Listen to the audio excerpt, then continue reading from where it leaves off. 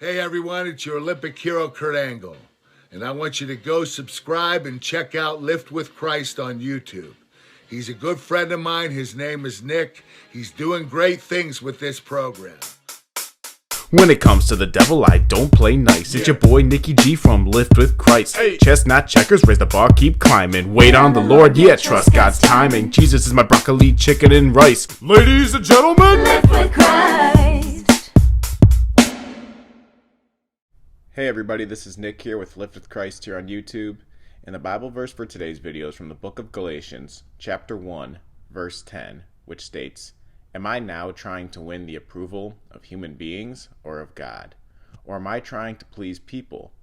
If I were still trying to please people, I would not be a servant of Christ." Anyone who knows my story knows that I used to have an addiction to prescription painkillers.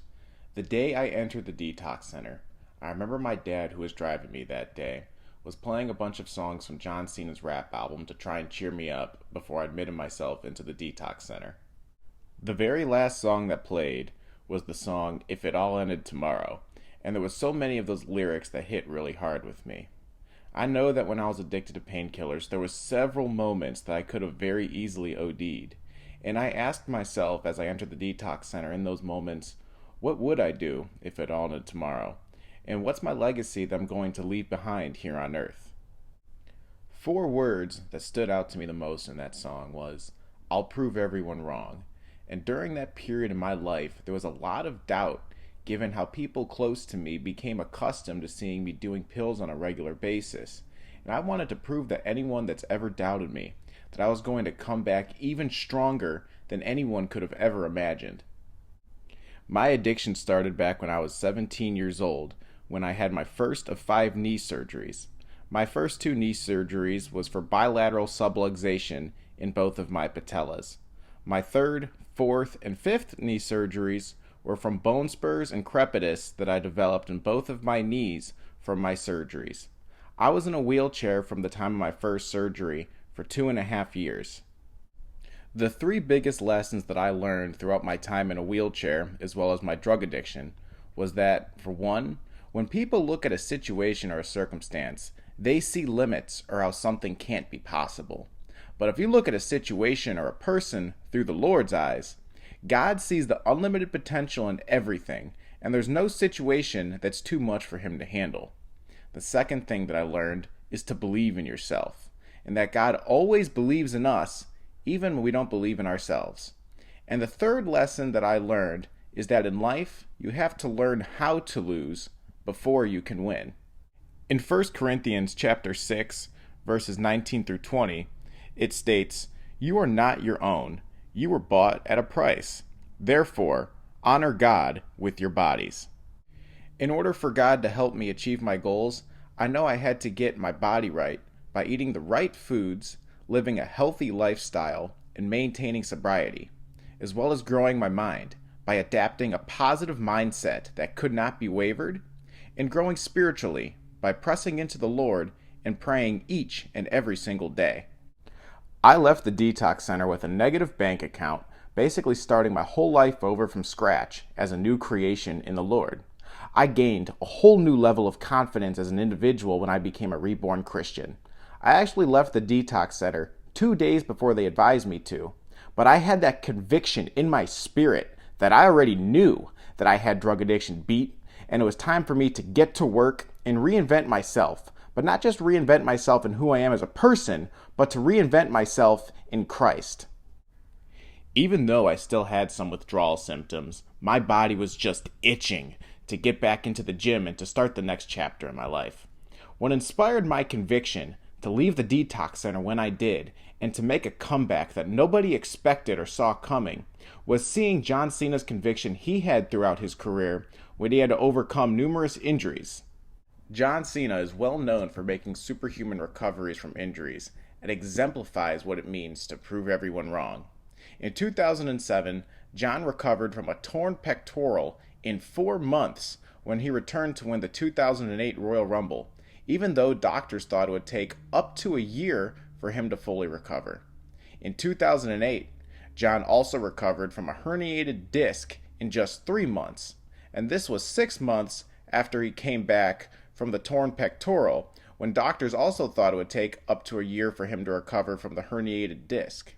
In 2013, John Cena had a tricep tear, and not only did he recover in 6 weeks, when doctors told him it would take up to 6 months, but he also worked through his injury when he had one of the best matches in all of 2013 against Daniel Bryan at SummerSlam.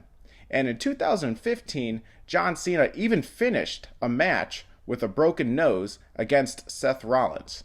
What makes people like John Cena so great is having the confidence and strength to not only know who you are, but to know who the Lord called you to be. John Cena is a guy who was going to stop at nothing to chase his dreams. He was so determined that he moved from West Newbury, Massachusetts, all the way to California and lived out of his 1991 Lincoln Continental. This was to his dad's disapproval, however, to which he told John, "You'll be back in 2 weeks with your tail behind your legs." In life, if you're not deaf, you'll always hear what people say about you, but you always make the choice how you listen to it, and silence can never be misquoted. It says a lot about John's character that he literally went from someone who was homeless with little money, having to work multiple jobs, to becoming someone who granted the most make-a-wishes of any celebrity and becoming the face of a company owned by a billionaire, as well as a huge star in Hollywood. Sometimes in life, God puts us up to very difficult and confusing tests. However, the Lord cares a lot more about developing your character than developing your comfort while here on earth. Even with John being such a charitable person, John was very, very polarizing throughout his career in the WWE. No matter your goal in life, you're going to face some type of adversity, whether it's starting a company or a new job, finding a spouse, maintaining sobriety, or chasing a dream. It's important in life to learn how to handle negative noise with confidence and poise.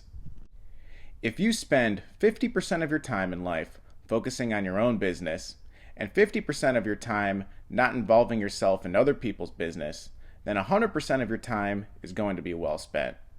So no matter who you are, or what obstacle it is, or how impossible something may seem, remember to look at the person or situation through God's eyes and not your own.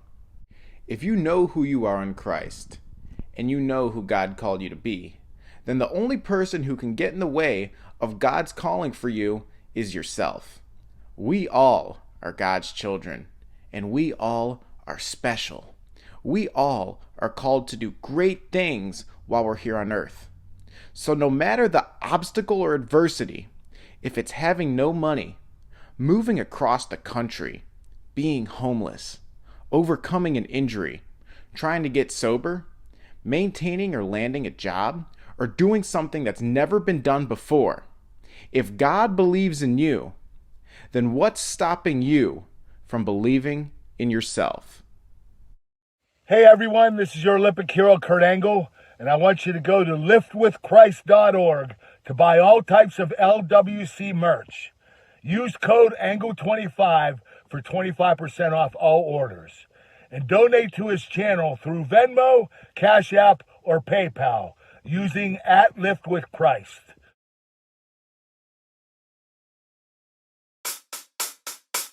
When it comes to the devil, I don't play nice. It's your boy Nicky G from Lift with Christ. Hey. Chestnut checkers, raise the bar, keep climbing. Wait on the Lord, yeah, trust God's timing. Jesus is my broccoli, chicken, and rice. Ladies and gentlemen, Lift with Christ. 1, 2, 3.